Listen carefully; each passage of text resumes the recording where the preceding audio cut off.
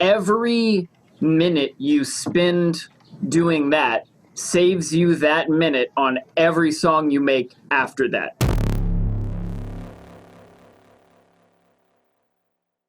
Since we're back around the horn there to this idea, it's like, it reminds me another thing I learned from this book about how to write ad copy and took into production, this idea that copy is not written, it's assembled.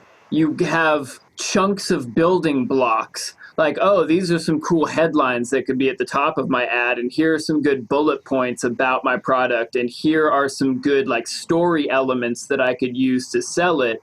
And then you like rearrange them until it actually works and is coherent. And it's the exact same for music production. It's like, here's some really good drum sounds, here's some cool drum patterns, here's some good bass sounds, here's some good melodies. Now let me arrange them one way, figure out what parts are definitely working that I really like. I'll leave those there, and any that aren't really up to my, my standards, then I can swap out for other things. Or maybe this section works better as an outro instead of a drop, or just curate good building blocks and shuffle them around until you're like, yeah, like that.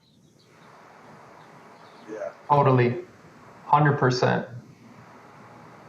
Yeah, I'm a big proponent of having a sweet sample library and not having to do a lot of the work yourself. I know a lot of people, there are a lot of artists who like to create all the stuff, and like, more power to them.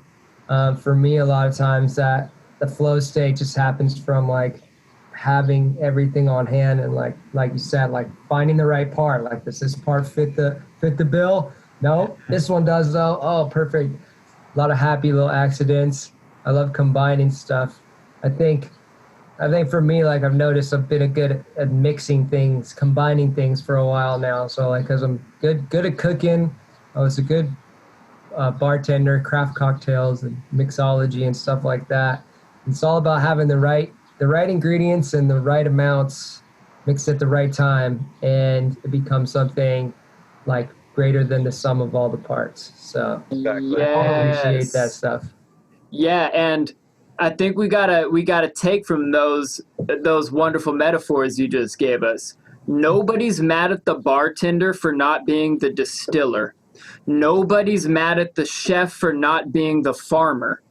Nobody's mad at the yoga teacher for not having invented every pose. Like, it's like they're pumped that you gave them a really good sequence of poses today that all flowed into each other. They're happy that you took these ingredients and put them together into this dope meal and this dope cocktail, and having the foresight to make these flavors in the cocktail and the plate of food complement each other. And that's production. And if you also, as a producer, really feel a calling to be a sound designer, awesome. I highly endorse you doing that. Please send me those patches. I don't really feel like doing it.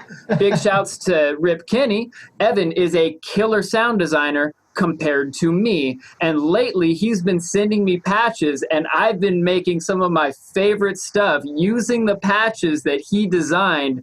And so I get to run with melody, which is one of my favorite things to work with.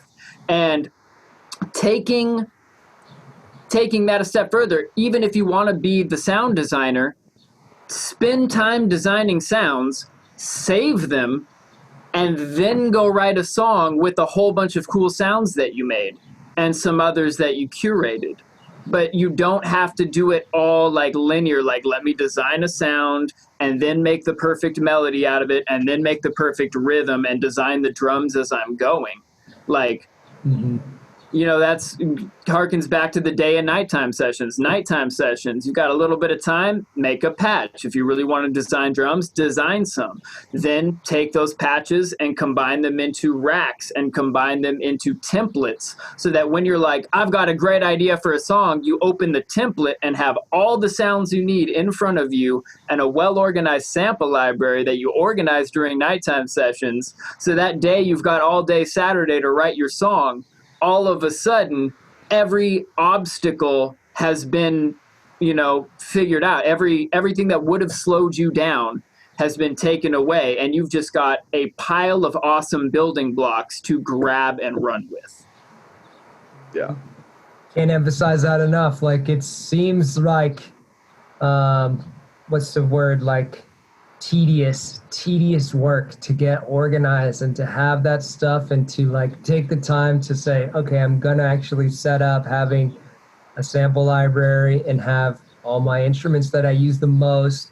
And like, I'm on Ableton, I use this thing called Ableton, what is it? Live Enhancement Suite. Oh my God, just take the time to set that up. It's a double right click. You can get all your favorite effects on like a drop down menu. You don't have to go look, and like, it's just seconds. But if you think of how many times you spend seconds looking, instead of like, I love that analogy of having your tools right where you need them. You don't even have to look, like, you know where your tools are that you need to grab. So if you're working on something, you don't even have to look away from what you're working on to get it done. So it's just so worth it. And, you know, it takes years of practice to figure that out. I worked for like 10 years making beats and didn't have an organization process or anything. I still made some cool beats, but I you know, if I think back, imagine how much I would have done if I had organized some stuff and like, and come to the table ready to actually like write at a smooth, fast pace. But wait, what was I thinking? Well, like, go for it. One last thing, I just thought that I like the sound design aspect is like when you make sound design, a lot of times for me, that's actually where the Sparks folder happens, because I'll make sounds and then just play something and be like, damn, that's awesome.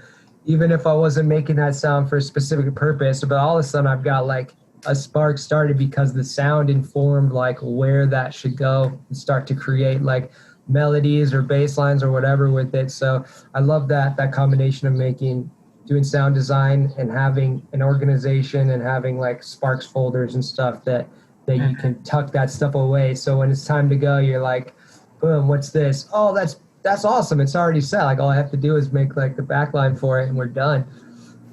Yeah, exactly. And to you know, kind of tie a bow on this, you're absolutely right. It does seem tedious to people that haven't taken the time to do all of this organization. It's like, well, I want to make a beat. I don't want to sit here. That's the fun part. I don't want to sit here and do all this boring, like, organizing hi-hats into folders. But every minute you spend doing that saves you that minute on every song you make after that. So if you spent hours going through all your folders and finding the best ones, organizing them as you go, saving them onto racks as you go, putting, you know, favorites folders together, building templates, and you spent 3 hours doing that one day. That saves you 3 hours of dicking around on your hard drive when you really want to be in the DAW for your next 100 songs. Congratulations, you just gifted yourself 297 hours by spending 3. Exponential gift to yourself of time given back to you to do the funnest part over and over and over again. Facts. Big facts. I like it. What's up, humans? It's Luke, your friendly neighborhood trap Jesus. Thank you so much for watching our videos. We appreciate you. Remember to like and subscribe to our channels. And if you have any questions or topics that we need to cover on the show, put them in the comments. Appreciate you. Peace and peace among worlds.